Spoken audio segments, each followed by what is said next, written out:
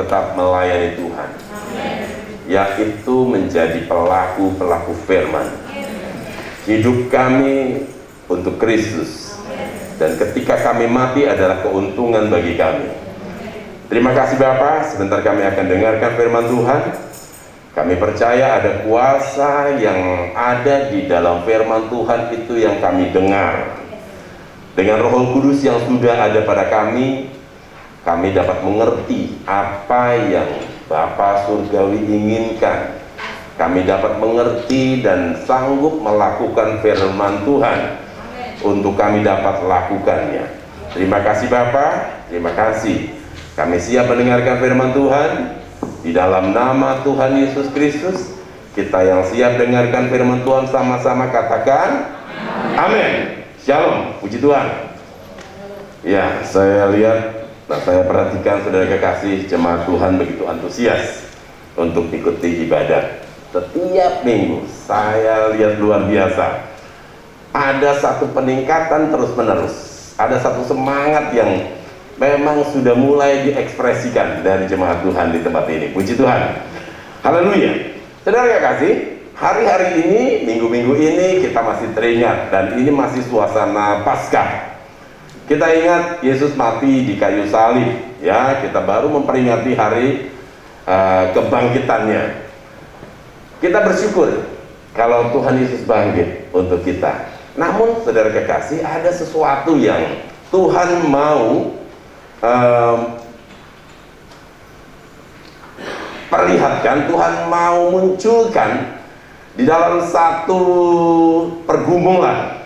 Kita tahu bahwa kematian Kristus diawali dari satu pergumulan, yaitu pergumulan di Taman Getsemani. Sebagian orang menganggap bahwa Taman Getsemani satu tempat, ya, satu kejadian, satu situasi yang biasa-biasa saja. Namun saya mau ungkapkan ada satu kejadian yang sebenarnya di dalam Taman Getsemani itu ada satu pergumulan yang di dalamnya, saudara kekasih, Yesus tidak dengan serta-merta, ya, dia tunduk kepada apa yang menjadi kehendak Bapa Surgawi untuk disalibkan. Dan kita tahu ada satu kejadian di Taman Getsemani di mana Yesus bergumul meminta kepada Bapa Surgawi untuk, kalau boleh, lalukan cawan ini.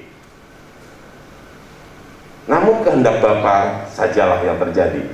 Sebagian orang mengingat atau mengartikan pergumulan Yesus menangis dan peluhnya, keringatnya sampai menetes seperti darah. Itu sepertinya anak-anak Tuhan menganggap bahwa Yesus takut akan kematian itu.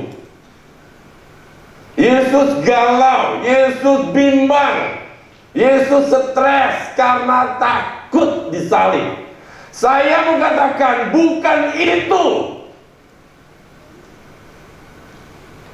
Yesus sudah mempersiapkan dirinya, memang mati di kayu salib. Dia tidak perlu takut dengan kematian itu, karena dia tahu 3 hari dia akan bangkit. Apa yang Yesus khawatirkan, apa yang membuat Yesus sedih dalam pergumulannya di Taman Getsemani? Taman Getsemani artinya taman penggilingan minyak. Minyak apa? Di situ, di Taman Getsemani itu ditanam pohon-pohon zaitun,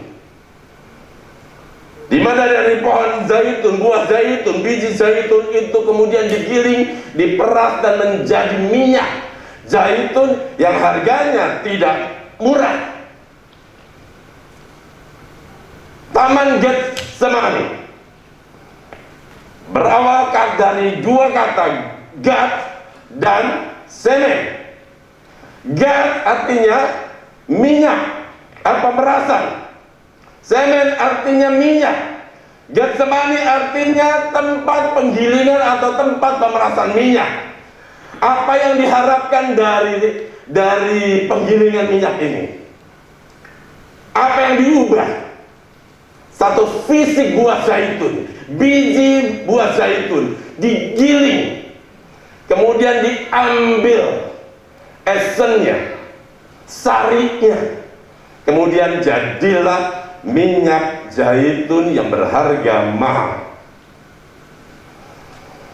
Perubahan, pergumulan untuk berubah. Yesus menangis bukan karena dia takut mati.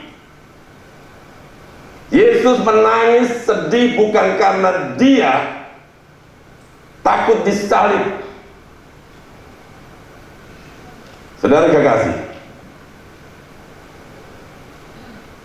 Taman Getsemani bicara tentang tanda kewaspadaan rohani. Dan kewaspadaan rohani itu adalah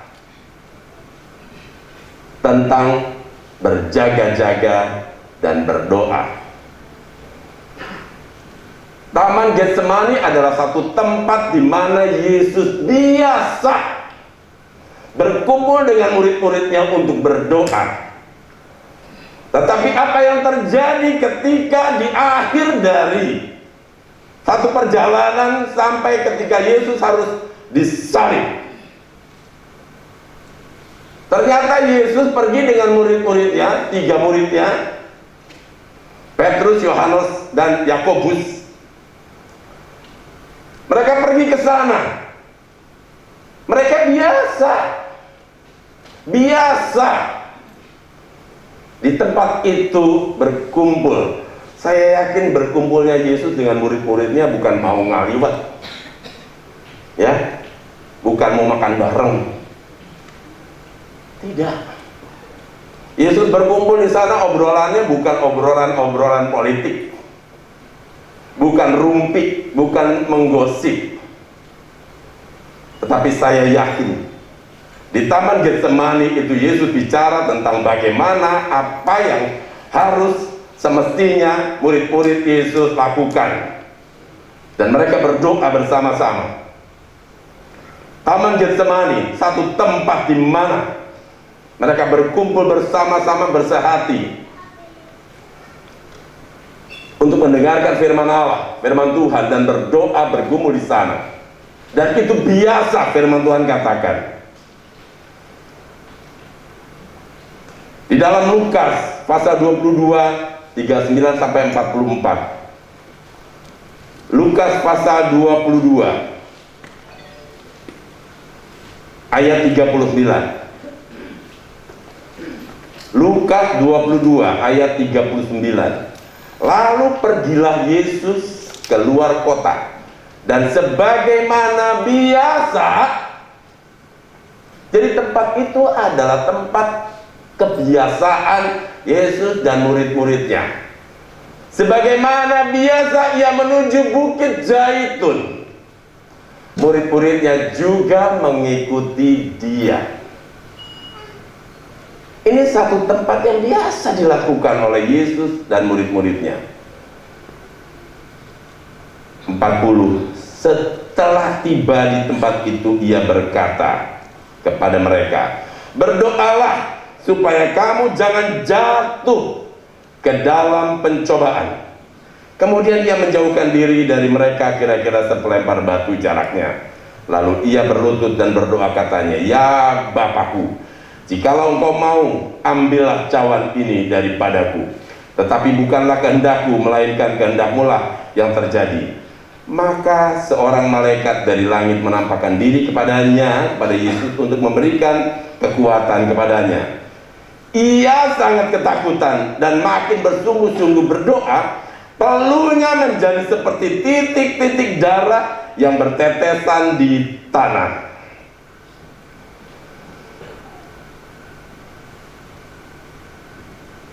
Yesus berdoa sendiri. Harusnya murid-muridnya sudah tahu kalau mereka ada di tempat itu, mereka harusnya bergumul. Dan mereka tahu bahwa malam itu Yesus akan diserahkan. Dan dalam ayat-ayat berikutnya mereka mengetahui Yesus mengatakan, "Ya sudah, tidurlah." Karena Yesus melihat mereka sedang berduka.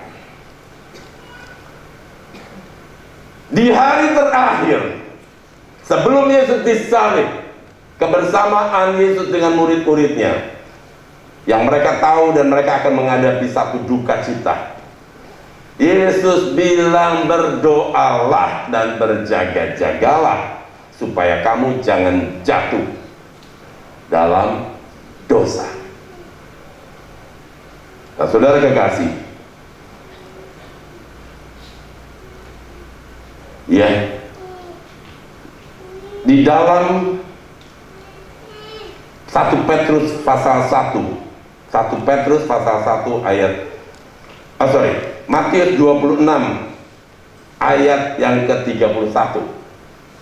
Matius 26 ayat 31 dan 33. Maka berkatalah Yesus kepada mereka, malam ini kamu semua akan tergoncang imanmu karena aku.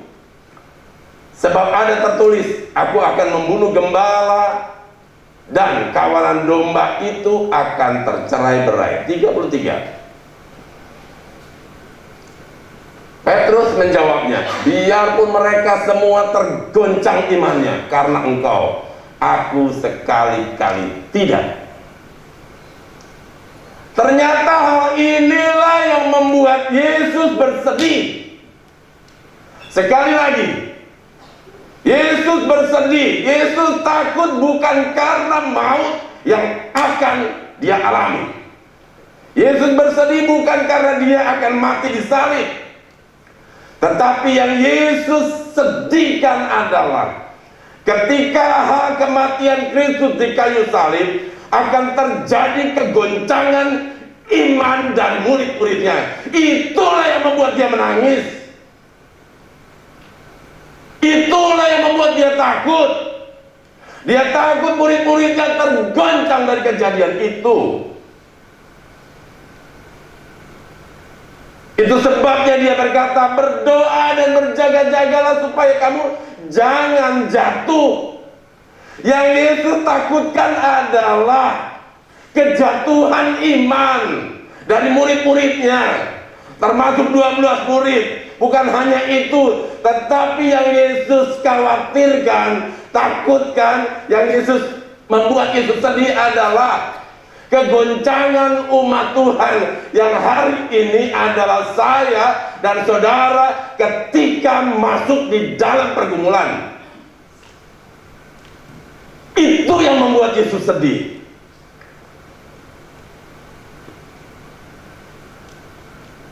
Yesus ingin di Taman Getsemani itu yang berdoa bukan cuma dia, tetapi dia inginkan murid-muridnya juga bersama dengan dia berdoa. Tetapi karena murid-muridnya begitu lelah,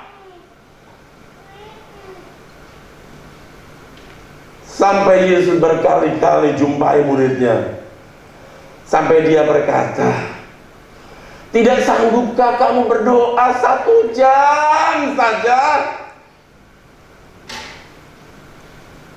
Di satu sisi Yesus khawatir tentang kegoncangan yang akan dihadapi oleh murid-muridnya, tetapi murid-muridnya abaikan itu. Yesus bilang berdoa supaya kamu jangan jatuh. Kemudian Yesus kembali lagi berdoa untuk yang kedua kali. Dan setelah berdoa, dia katakan juga berulang-ulang kepada Allah, kalau boleh cawan ini berlalu. Yang dimaksud oleh Yesus adalah bukannya dia tidak mau, dia menakut atau mengkhawatirkan dirinya sendiri. Yang dia khawatirkan adalah keadaan murid-muridnya ketika terjadi penyaliban dan kematiannya. Ini akan menggoncang iman mereka. Dan Petrus tadi berkata apa? Biarpun mereka semua tergoncang imannya karena engkau, aku sekali-kali tidak. Dan Yesus berkata, dengar Petrus, sebelum ayam berkokok, engkau sudah menyangkal aku 3 kali. Petrus tidak berjaga-jaga, Petrus tidak waspada, Petrus tidak mengindahkan kata-kata Yesus. Yang Yesus bilang, berdoa dan berjaga supaya kamu jangan jatuh. Tetapi dengan jumawanya dia berkata, biarpun semuanya tergoncang imannya karena kematianmu, tetapi aku tidak. Ada banyak kesombongan manusia yang merasa dia kuat, dia hebat, dan dia tidak berjaga-jaga, akhirnya jatuh sama seperti Petrus.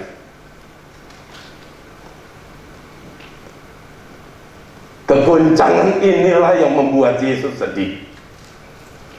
Kegoncangan inilah yang membuat dia berkata, berani tawar-menawar kepada Bapa di surga, kalau boleh jauhan ini berlalu.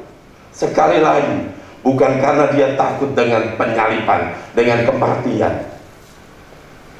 Sekali lagi, bukan karena dia tidak rela diludahi, dicemooh, direndahkan. Tidak. Karena dia tahu, jauh sebelum dia dilahirkan, Allah sudah berfirman melalui nubuatan-nubuatan nabi-nabi bahwa akan turun satu pribadi pendamai antara manusia dengan Allah. Yesus tahu persis hanya dengan cara ini, dan dia sudah siapkan semua.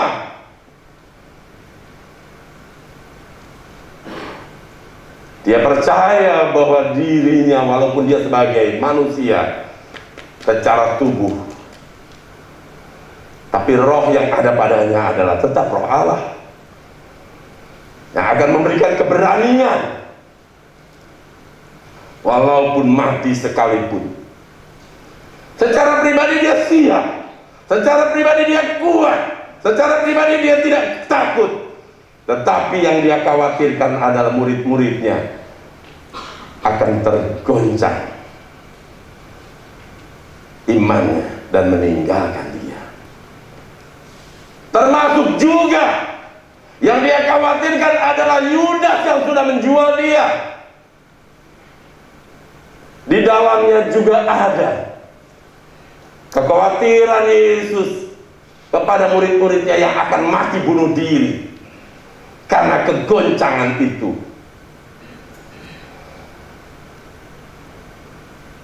Tetapi di Taman Getsemani adalah satu kesempatan untuk mengambil satu kekuatan agar tidak jatuh. Murid-muridnya abaikan itu.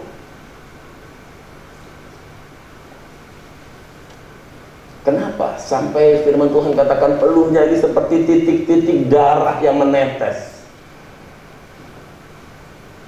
Bukan, sekali lagi, karena ketakutan untuk dirinya. Saudara, saya punya anak. Ketika anak-anak saya, mereka sekolah dan mereka ujian, mereka bilang, Dad, bantu doa ya, Dad puasa ya. Terus waktu mereka bilang, aduh Dad susah banget soalnya, ujiannya. Dalam hati yang paling dalam saya bilang, aduh kalau boleh udahlah Dedi aja yang ikut ujian, kamu udah terima lulusnya, begitu nggak? Ada banyak kita orang tua gitu ya, anak kita yang punya praktikum, kita yang sibuk gitu kan, anak kita yang mau ujian, yang bangun duluan mamanya, begitu ya. Jangan sampai telat, jangan sampai nggak bisa, jangan sampai ada ketinggalan, begitu ya. Kenapa? Karena kasih kita kepada anak kita. Ketika anak kita sakit, ya udah seperti gimana? Aduh kalau boleh deh, udah biar papa aja yang sakit. Kamu nggak usah sakit. Kalau bisa papa saja yang sakit. Begitu ya. Sama halnya dengan Yesus. Kesedihan itu yang mencengkeramnya begitu dalam, karena dia kasih kepada murid-muridnya. Dan dia tahu setelah dia mati, di dalam 3 hari itu akan terjadi kegoncangan.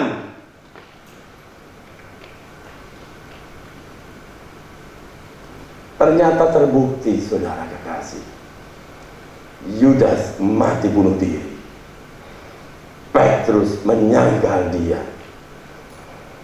Murid-murid yang lain bersembunyi di dalam satu tempat di mana mereka harus lari dari kejaran tentara-tentara Romawi.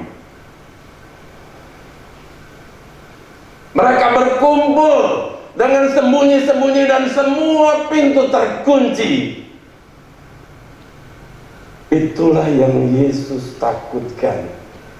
Karena apa?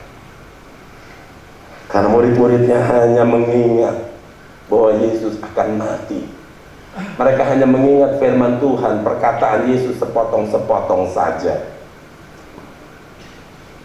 Mereka tidak mengingat kata-kata Yesus secara utuh.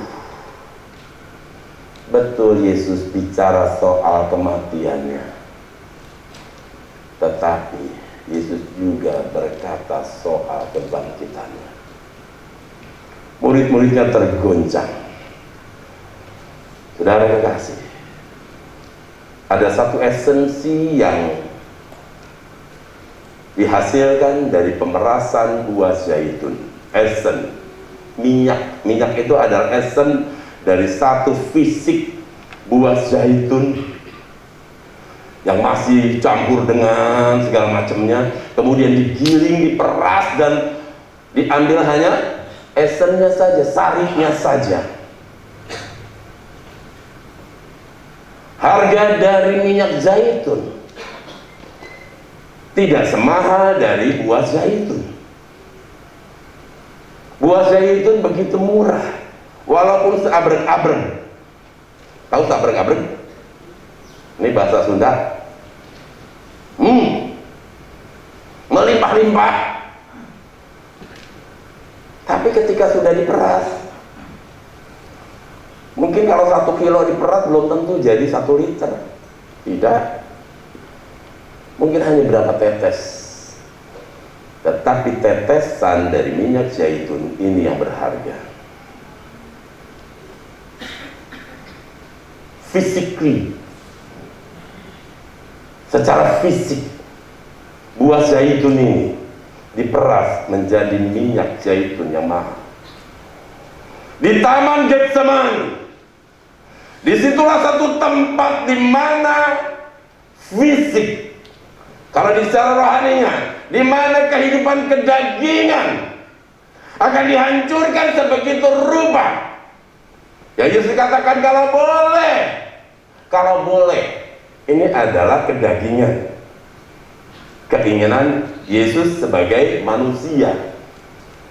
Tetapi esensi dari kedagingan Yesus sebagai manusia adalah, namun kehendak Bapa sajalah yang terjadi.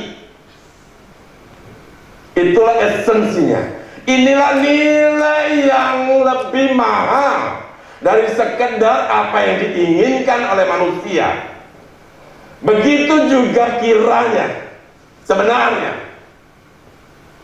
kedagingan kita ini memang perlu diproses, diolah.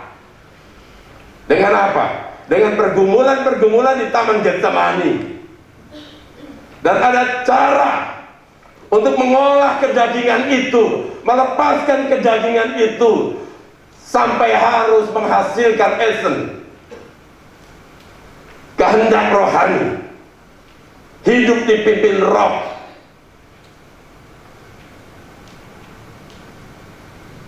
Yaitu meremukkan keinginan daging, kekuatan daging. Ya mungkin kita kuat, sama seperti Petrus tadi. Biarpun mereka semua tergoncang imannya karena engkau, aku sekali-kali tidak. Harusnya ini baru koma. Harusnya ada satu pernyataan Petrus. Itu sebabnya aku akan berdoa dan berjaga-jaga. Kalau saya yakin sekali, seandainya murid-murid Yesus melakukan apa yang Yesus katakan, berjaga-jagalah dan berdoalah, dan mereka bersama dengan Yesus, saya yakin ceritanya akan berbeda. Saya yakin itu. Tetapi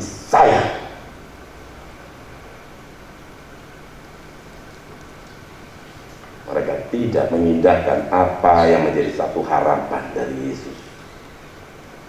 Yesus minta bergumul yuk bersama-sama dengan aku.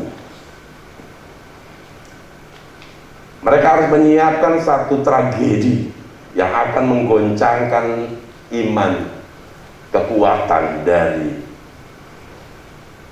murid-muridnya secara fisik. Seandainya mereka mengindahkan apa yang Yesus bilang, ini mungkin ya, ini mungkin. Saya yakin Yesus tidak akan bilang begitu.